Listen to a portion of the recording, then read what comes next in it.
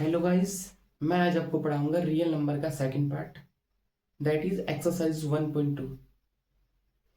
इससे पहले मैं रियल नंबर का फर्स्ट पार्ट एक्सरसाइज 1.1 आपको पढ़ा चुका हूं। अगर आप देखना चाहते हो तो आप देख सकते हो। तो एक्सरसाइज 1.2 में हम बात करेंगे रेशनल एंड इरेशनल की। तो इसमें जो क्वेश्चंस होंगे वो हमें प्रूफ करने वाले होंगे या फिर थ्योरम के रूप में होंगे कि रूट टू को प्रूफ करिए कि वो इरेशनल है, 3√2 को प्रूफ करिए वो इरेशनल है, 5 - √3 को प्रूफ करिए वो इरेशनल है, 6 + √2 को प्रूफ करिए वो इरेशनल है। इस तरीके के क्वेश्चन उसमें आएंगे। ठीक है, तो इससे पहले मैं आपको बता देता हूं कि रेशनल और इरेशनल कौन से होते हैं और कौन से नहीं होते। वैसे आपको पता होगा, अगर पता है अच्छी बात है, नहीं पता कोई बात नहीं। अब मैं आपसे पूछूं कि रेशनल नंबर कौन से होते हैं, शायद आप इमेजिन कर पा रहे हो, लेकिन मैं आपको बताता हूं। जिन नंबर को हम P/Q के फॉर्म में लिख सकते हैं वो रेशनल नंबर होते हैं। That is a number which can be return in the form of P/Q is called rational number. और जो रूट में होते हैं, जिनका हम स्क्वायर रूट फाइंड नहीं कर सकते, वो इरेशनल होते हैं। अगर मैं आपसे कह दूं कि जितने भी नंबर रूट में होते हैं वो इरेशनल होते हैं, ये बात तो गलत हो जाएगी, क्योंकि रूट में तो फोर भी तो होता है, रूट में 9 भी तो होता है, रूट में 36 भी तो होता है, रूट में 49 भी तो होता है, रूट में 64 भी तो होता है, रूट में 289 भी तो होता है। लेकिन ये नंबर रूट में तो है लेकिन रेशनल नंबर है। अब क्या होगा कि रेशनल नंबर कैसे है। अब ये क्या होगा कि अभी तो बताया आपने, रूट में जो नंबर होते हैं वो इरेशनल होते हैं। मैंने ये नहीं बताया आपको, मैंने बताया कि जो नंबर रूट में होते हैं और जिनका हम रूट स्क्वायर फाइंड नहीं कर सकते वो नंबर इरेशनल होते हैं। देखो, √4 का रूट स्क्वायर कितना होता है, 2। तो हम 2 को क्या लिख सकते हैं, 2 को हम लिख सकते हैं 2/1, दैट इज P/Q फॉर्म। तो फिर ये क्या हुआ, रेशनल रेशनल नंबर। सिमिलरली ऐसी इसको हम लिख सकते हैं 3 को लिखते 3/1, इसे लिख सकते हैं 6 आ जाएगा जब इसका रूट स्क्वायर फाइंड करेंगे। तो इसको लिख सकते हैं 6/1, इसको लिख सकते हैं कितना 17, इसको लिख सकते हैं 17/1, इसका रूट स्क्वायर होगा 8, इसको हम लिख सकते हैं 8/1, दैट इज P/Q। ऐसे ही हम नंबर को लिख सकते हैं। ठीक है, हम डायरेक्ट बात करते हैं क्वेश्चंस की। जैसे फर्स्ट क्वेश्चन आ जाएगा, so that √2 is irrational number. ठीक है, तो हम इसमें क्या करेंगे, पहले हम इसमें एज्यूम करेंगे या लेट करेंगे कि √2 रेशनल है, फिर बाय कंट्राडिक्शन से हम प्रूफ कर देंगे कि √2 इज इरेशनल नंबर है। ठीक है, तो proof, let √2 is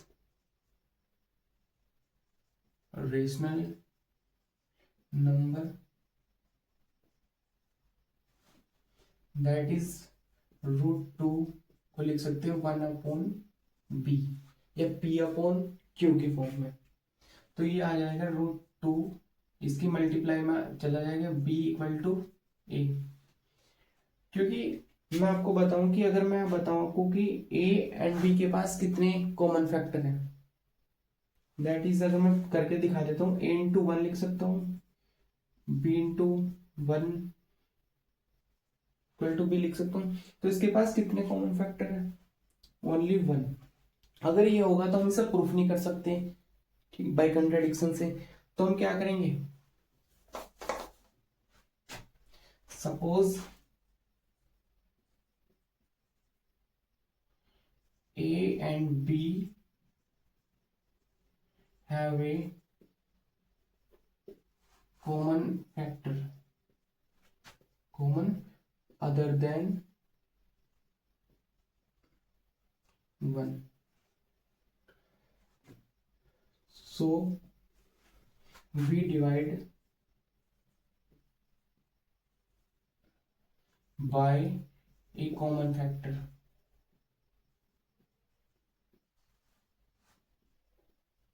to get √2 equal to a upon b. हमने क्या कहा, a एंड b के पास एक कॉमन फैक्टर है अदर देन 1.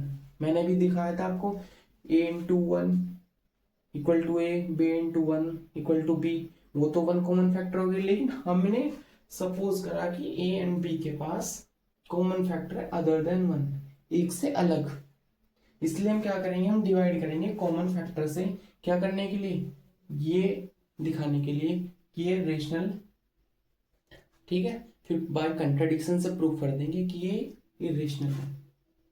ठीक है, तो देखो हमने क्या करेंगे, हम यहाँ पे ये था, इसका ये हो जाएगा √2b इक्वल टू a. तो क्या करेंगे, स्क्वायर ऑन बोथ साइड्स. इनका स्क्वायर करेंगे, √2b का स्क्वायर इक्वल टू a का स्क्वायर. तो √2 का स्क्वायर क्या होता है, 2.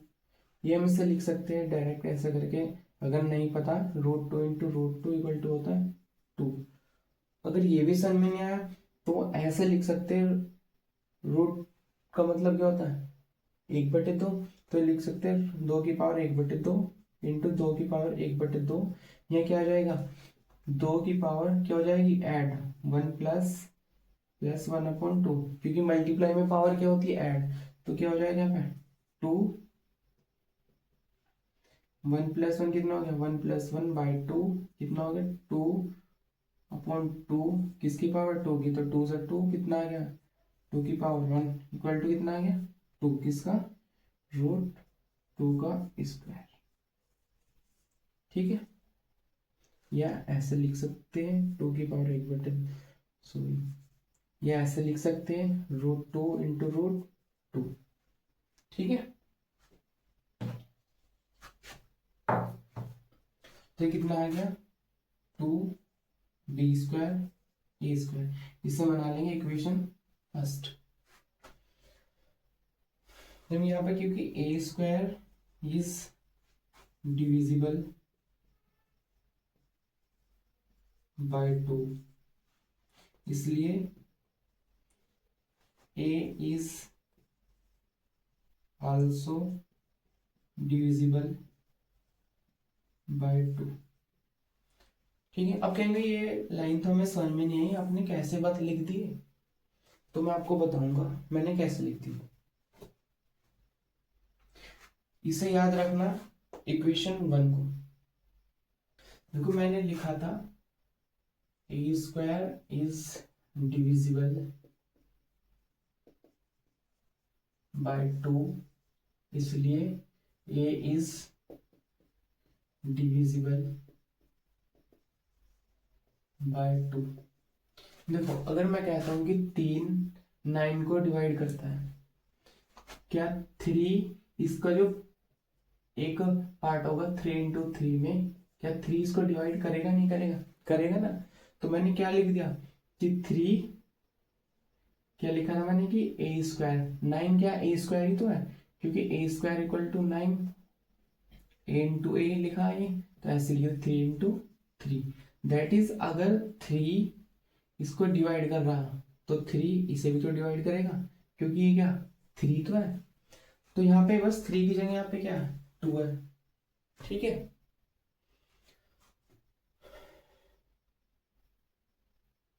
तो अब लिखेंगे हम वी कैन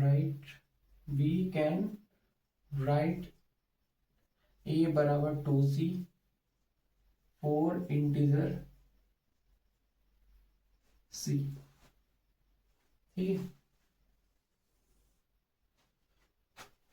तुमने क्या करा, a बराबर c. मैंने बताया था जो इक्वेशन फर्स्ट स्टेप से याद रखना. तो a बराबर 2c किस में रख दिया, इक्वेशन फर्स्ट में। हम क्या करेंगे, पुट a बराबर 2c in equation number first. क्या थी, 2b² इक्वल टू a², यही तो थी। तो हमने क्या करा, a² की जगह क्या रख दिया 2c, तो कितना होगा 2b², a की जगह 2c, इसका होल स्क्वायर हो गया तो 2b का स्क्वायर, या कितना हो गया 4c²। इससे कैंसिल हो गया 2 से 2 4, 2 से 4 कैंसिल हो गया तो कितना हो गया 2, तो b² इक्वल टू हो गया 2c²। यहाँ पे क्या लिख देंगे हम, अब सेम जैसे यहाँ पे लिखा था, यहाँ लिख देंगे b² इज डिविजिबल बाय 2, इसलिए b इज डिविजिबल बाय 2। इसके बाद क्या लिखेंगे, वी कंक्लूड दैट,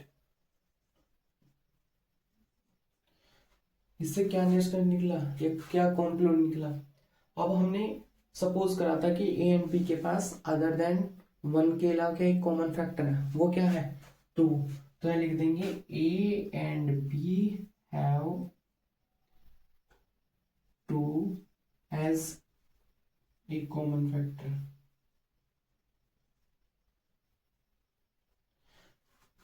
बट उसके पास तो है ही नहीं, स्टार्टिंग में जो सपोज है a/b √2 इक्वल टू a/b, उसके पास तो है नहीं। लेकिन हमने तो सपोज करा था, तो क्या आ जाएगा, by contradiction, by contradiction a and b have no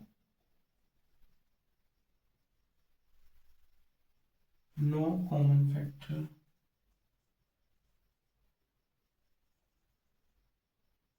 other than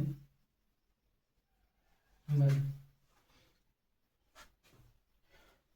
तो इससे क्या हुआ, √2 इज irrational, हो गया प्रूफ। सेकंड क्वेश्चन सेम है, √3 is, question number second same है, so that √3 is irrational।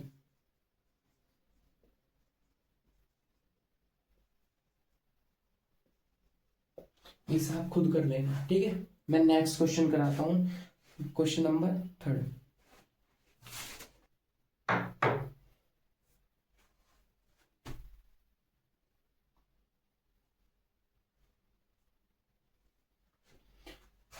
Question number third है, शो दैट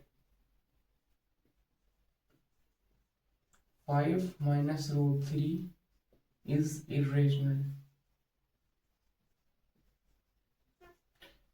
हम क्या करेंगे, अगेन वही लेट करेंगे जो मैं करा था उसकी तरह, let 5 minus √3 is rational number that is 5 minus √3 equal to a/b। क्योंकि अगर ऐसे करेंगे, अब तो रेशनल है, लेकिन हमें तो एक तरफ इरेशनल रखना और दूसरी तरफ रेशनल, ठीक है, ताकि जो हम जो क्या करें, लेट रेशनल वो रेशनल आ जाए, लेकिन उससे कंट्राडिक्शन से प्रूव कर दे कि वही रेशनल है।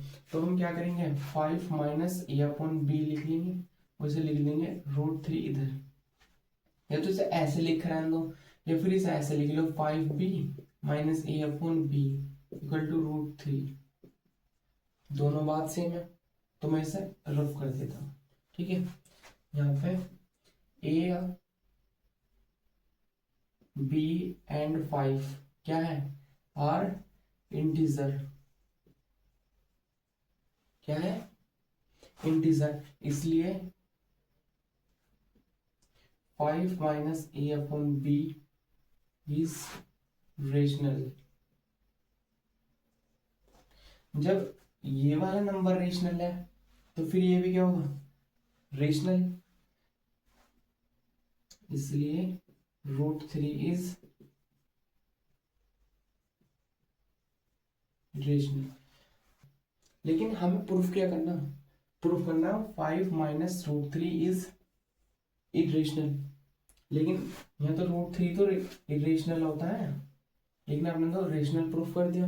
तो क्या करेंगे हम, यही चीज तो करनी थी हमें, bye contradiction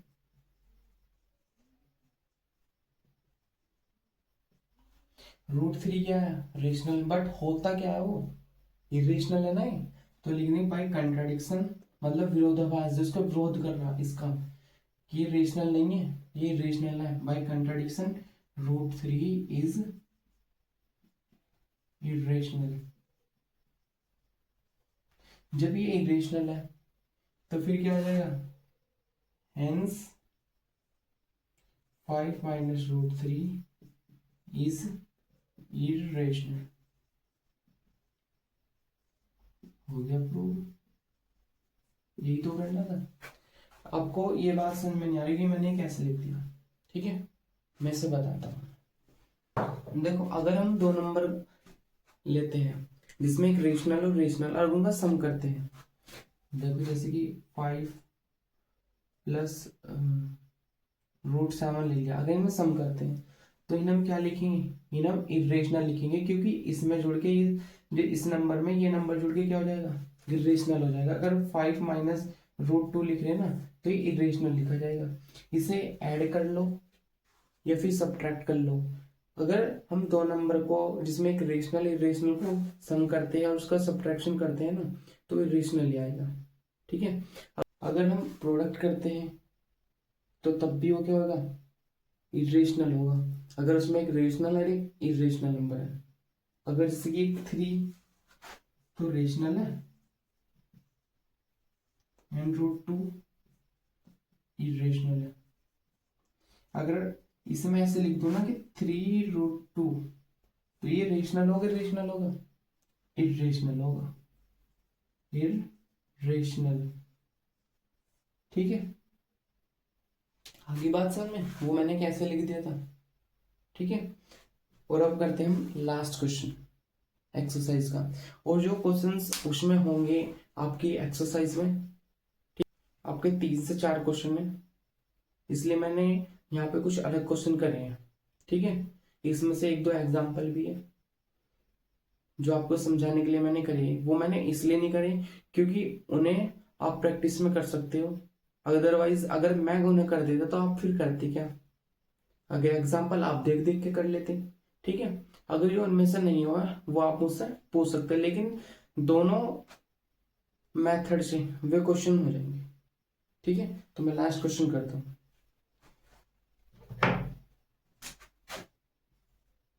question number 4 and last, show that 3√2 is irrational number, ठीक है। इरेशनल नंबर लिख लो या इरेशनल लिख लो, ठीक है, बात एक ही है। लो इसे मिटा देता हूं। हम क्या करेंगे, प्रूफ लेट, वही लिखना 3√2 इज रेशनल, हमने मान लिया रेशनल है, दैट इज 3√2, रेशनल क्या होता है A/B या P/Q, तो चलिए √2 इक्वल टू, ये इसके बटे में चला जाएगा A/3B, यहाँ पे लिख देंगे A, B एंड 3 क्या है, आर इंटीजर, देन A/3B क्या हो जाएगा, इज रेशनल इरेशनल, बोलो रेशनल, क्या हो जाएगा, रेशनल। वहां पे तो बोल सकते हो जब आप वीडियो देख रहे हो, मन मन में बोल सकते हो ना, तो बोला करो, इससे तुम्हें याद रहेगा, ठीक है। जब ये रेशनल है तो ये क्या हो जाएगा, रेशनल हो जाएगा, इसलिए रूट 2 इज रेशनल, बट वो क्या बताया था बाय कंट्राडिक्शन, बाय कंट्राडिक्शन से क्या हो जाएगा, रूट 2 कैसा होता है, इज इरेशनल, कंट्राडिक्शन से क्या हो गया, इरेशनल जो होता भी है, तो इसलिए क्या हो गया, इसलिए 3√2 इज इरेशनल, हेंस दोबारा लिख सकते हैं 3√2 इज इरेशनल। ये आपका प्रूव हो गया, ठीक है। आपका आपकी सेकंड एक्सरसाइज खत्म हो गई, ठीक है, और पूरा चैप्टर भी खत्म हो गया।